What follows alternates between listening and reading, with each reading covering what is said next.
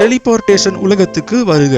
உலகத்தோட ஏதோ ஒரு மூலையில தூங்கி இருந்துச்சு டோக்கியோக்கு டெலிபோர்ட் ஆகி வேலை பார்த்துட்டு நைட்டு ரோம்ல இருக்கிற ஒபேரா ஹவுஸ்ல வந்து ஒரு ஷோ பார்த்துட்டு நீங்க தூங்கலாம். இப்படி கன்சுமிட்டுற நேரத்துல இடத்துக்கு இடம் பயணிக்கிற ஐடியா வெறும் சயின்ஸ் ஃபிக்ஷன் படங்கள்ல தான் இருந்துச்சு. ஆனா இந்த டெக்னாலஜியை தத்ரூபமா கொண்டு வர சயின்டிஸ்ட் முழு மூச்சில இறங்கியிருக்காங்க. இதுதான் கோட்டு சூட்டு அண்ட் இதோ ஒரு டெலிபோர்டேஷன் பயணம்.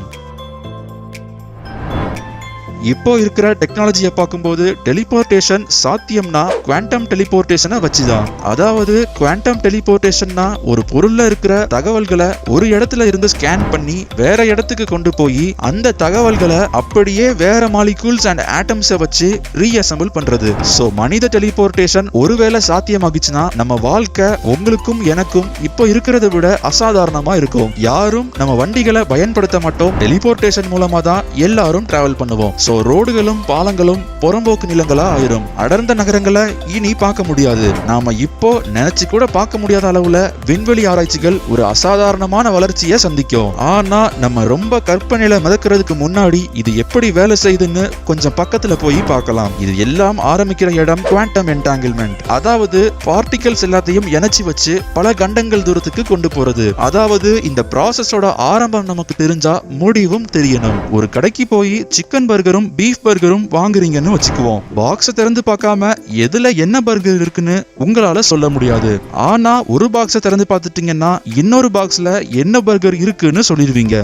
இந்த அறிவும் புரிதலும் என்னைக்குமே மாறாது. அந்த ரெண்டு பாக்ஸும் எவ்வளவு தூரத்துல இருந்தாலும் ஒன்ன கண்டுபிடிச்சிட்டோம்னா இன்னொன்னையும் கண்டுபிடிச்சிடலாம். சோ அதே மாதிரி ரெண்டு இடத்துல இருக்கிற தகவல்கள் இணைக்கப்பட்டுச்சுன்னா அதோட தகவல்கள் ஈஸியா பரிமாற்றப்பட்டு டெலிபோர்ட் பண்ண முடியும். சைனால இருக்கிற ஆராய்ச்சியாளர்கள் ஏற்கனவே இதை நிரூபிச்சிருக்காங்க. அதாவது ஒரு பார்ட்டிகளோட தன்மையை விண்வெளியில இருக்கிற சேட்டலைட்டுக்கு அனுப்பியிருக்காங்க. ஆனா இது மனுஷங்களை எப்படி டெலிபோர்ட் பண்ணும்?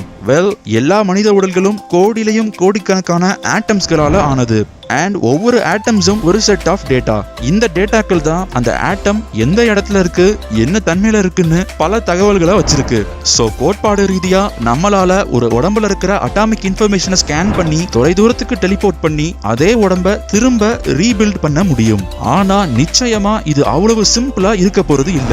உங்களை டெலிபோர்டேஷன் பண்ணும்போது உங்க உடம்புல இருக்கிற ஆட்டம்ஸை ரீட் பண்றதுக்காக உங்க உடம்பு மொத்தமும் செதஞ்சி சின்ன பின்னமா ஆகணும். அப்படி ஆனாதான் உங்க உடம்புல இருக்கிற ஆட்டம்ஸை ரீட் பண்ணி இன்னொரு இடத்துக்கு கொண்டு போக முடியும். அப்படின்னா நீங்க ஒவ்வொரு தடவையும் டெலிபோர்ட் ஆகும்போது நீங்க தற்கொலை பண்ணிக்கிட்டு இன்னொரு இடத்துல மறுபடியும் பிறக்கணும். குவாண்டம் என்டாங்கிள்மெண்ட்ங்கிறது உண்மையிலேயே ரொம்ப அசாதாரணமான விஷயம். அண்ட் சும்மா பேச்சுக்கு கூட இவ்வளவு நிறைய தகவல்களை இடத்துக்கு இடம் யாரும் பரிமாறிக்கிட்டது இல்ல. சோ முழுமையா இது ஒரு சூசைட் மிஷன் தான் சொல்லணும். ஆனா இந்த டெக்னாலஜிக்கான பேஸ்மெண்ட் பலமா போடப்பட்டிருக்கு. அண்ட் கண்டிப்பா இது வளர்ந்து வந்துட்டே தான் இருக்கும். ஆனா கண்டிப்பா ஒரு நாள் நம்மளால கிரகத்துக்கு கிரகம் சில வினாடிகள்ல டெலிபோர்ட் பண்ண முடியும். அண்ட் அப்படி ஒருவேளை நம்ம பூமியில இருந்து எல்லாருமே டெலிபோர்ட் ஆகி யாருமே இல்லைன்னா எப்படி இருக்கும்?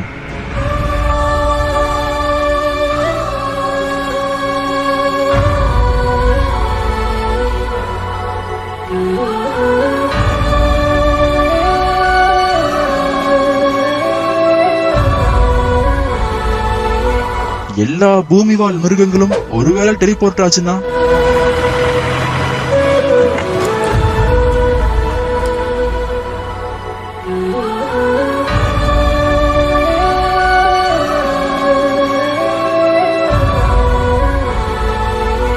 எல்லாரும் டெலிபோர்ட் ஆகி நீங்க மட்டும் தனியா பூமியில மாட்டிக்கிட்டீங்கன்னா